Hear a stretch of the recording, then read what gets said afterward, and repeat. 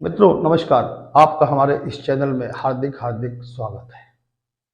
5 राज्यों में चुनाव होने वाले हैं, जो कि राज्य हैं मिजोरम, छत्तीसगढ़, तेलंगाना, राजस्थान और मध्य प्रदेश। आपको पता ही है कि चुनाव लगभग अपने भारत देश में हर वर्ष किसी न किसी राज्य में होते ही रहते हैं। इसके पहले बहुत सी भविष्यवाणियां मैंने चुनाव के संबंध में की, जो कि माता रानी की कृपा से वो भविष्यवाणियां सच निकली। इस बार बहुत लोगों ने मैसेज किए और अनुरोध किया कि जो इन 5 राज्यों में चुनाव होने वाले हैं, इसके बारे में कौन किसकी सरकार बन रही है, इसकी थोड़ी सी हमको जानकारी दें।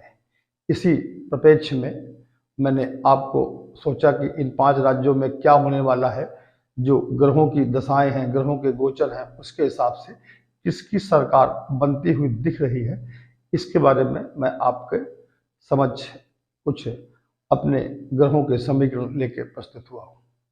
हम बात करते हैं पहले मिजोरम की, जहाँ पर कि 7 नवंबर को चुनाव होने हैं और 40 सीटें वहाँ पर हैं। तो अगर हम ग्रह गोचर की बात करें तो जोरामथांगा, जो कि मिजो MNF पार्टी के मुख्यमंत्री हैं और पिछली 2 बारों से मुख्यमंत्री हैं, उनकी तकरार अक्सर केंद्र सरकार से होती रहती है, आपने देखा होगा। लेकिन जब उनकी हम जन्म पत्रिका जो हमें इंटरनेट पे उपलब्ध है, उसके अनुसार जब हम देख रहे हैं तो जोरमथांगा की जो भी स्थिति है वो काफ़ी मजबूत दिख रही है। लेकिन वहाँ पर जो कि छोटी छोटी बहुत सारी पार्टियां हैं, तो सारे जो भी वहाँ के विधायक हैं या लड़ने के दावेदार हैं, जो पहले से रहे हैं, थोड़ा सा जानकारी नहीं है। लेकिन जो भी हमारे पास कुंडलियाँ मिली, उसमें जोरमथांगा का सबसे अच्छा क्या कहते हैं जो योग है जीतने का, वो हमें उनका समझ में आ रहा है।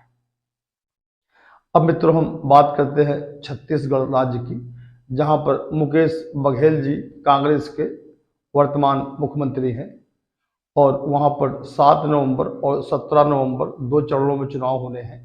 छत्तीसगढ़ में 90 सीटें हैं, अर्थात जो मुख्यमंत्री बनेगा वो 46 सीटें पाएगा।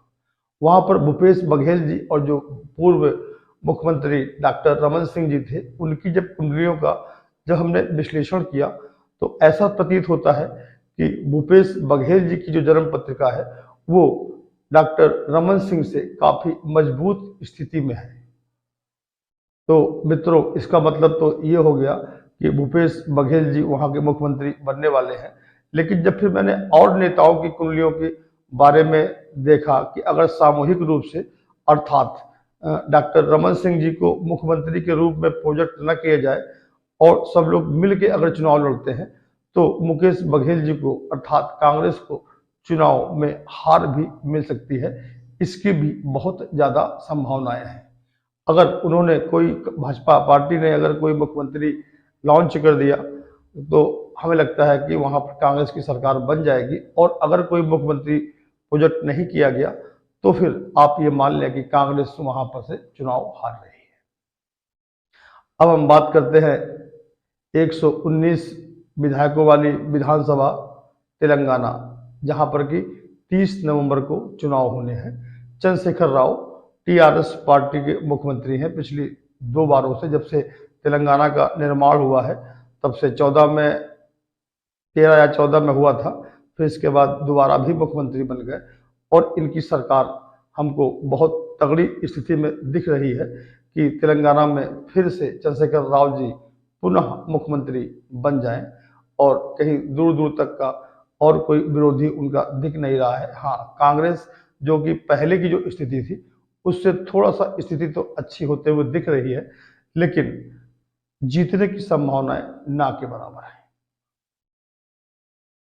अब हम बात करते हैं महाराष्ट्र, क्षमा करिएगा, राजस्थान के चुनाव की, जहां पर कि 200 विधायकों वाली विधानसभा है और 23 नवंबर को चुनाव हो रहे हैं।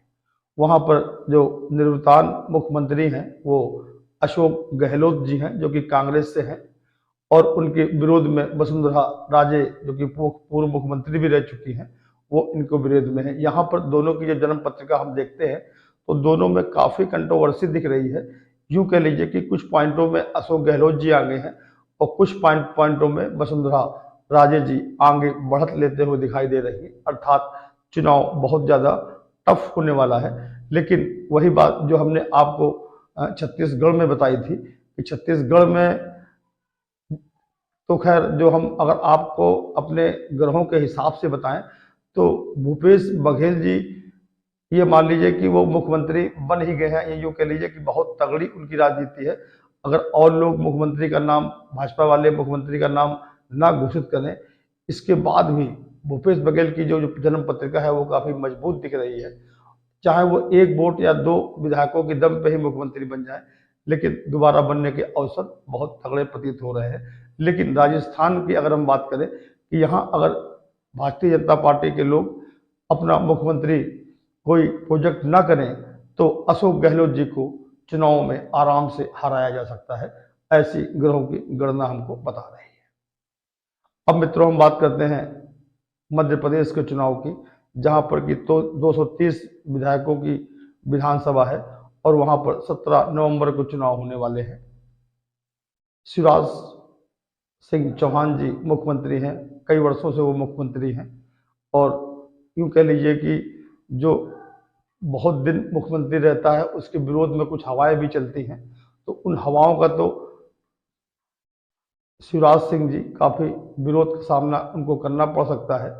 वहाँ पर जो एक पूर्व मुख्यमंत्री कमलनाथ जी थे, अगर कमलनाथ जी की और शिवराज सिंह चौहान जी की कुंडली की करंट में जो परिस्थिति देखें, अर्थात अक्टूबर और नवंबर की जो स्थिति देख रहे हैं, उसके हिसाब से कमलनाथ जी का भी पलड़ा काफ़ी भारी दिख रहा है। लेकिन यहाँ पर जो हमने आपको तरीका बताया कि यदि यहाँ पर भी मुख्यमंत्री प्रोजेक्ट नहीं होते तो आप ये मान लिए कि यहाँ पर कमलनाथ जी को भी आराम से चुनाव हराया जा सकता। ज्योतिरादित्य सिंधिया, कैलाश मध्यवर्गीय, बहुत सारे यहाँ पर ऐसे कैंडिडेट भी हैं जो कि मुख्यमंत्री के भी दावेदार हो सकते हैं। शिवराज सिंह चूंकि बहुत बार मुख्यमंत्री रह चुके हैं, तो हमें लगता है कि जो एक जनता में विरोध की लहर होती है वो शिवराज सिंह के साथ है। अगर भारतीय जनता पार्टी किसी के नाम को प्रोजेक्ट न करे और इसके जब चुनाव हो जाए, इसके बाद मुख्यमंत्री का नाम अगर तय करें तो कोई बड़ी बात नहीं कि हम कमलनाथ जी को चुनाव हरा सकते हैं। तो इस प्रकार जो मैंने आपको भविष्यवाणियां बताई, उसके हिसाब से जो छत्तीसगढ़ का चुनाव है वो काफ़ी हद तक कांग्रेस के पक्ष में दिख रहा है, जहाँ की कांग्रेस के जो भी वर्तमान मुख्यमंत्री हैं भूपेश बघेल जी, वो पुनः मुख्यमंत्री बन सकते हैं।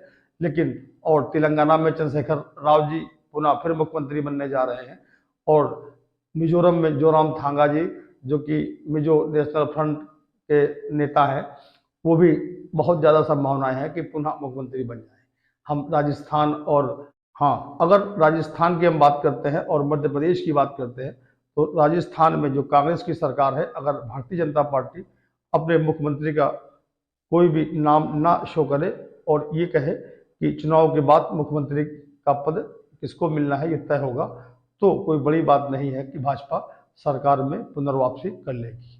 और मध्य प्रदेश की हम बात करते हैं तो मध्य प्रदेश में अगर वहाँ पर भी यही रवैया अपनाया जाए कि भाजपा अपने किसी मुख्यमंत्री पद के नाम का घोषणा न करे तो भाजपा पुनः सत्ता में आसीन रहेगी, ऐसे हमारा सोचना है।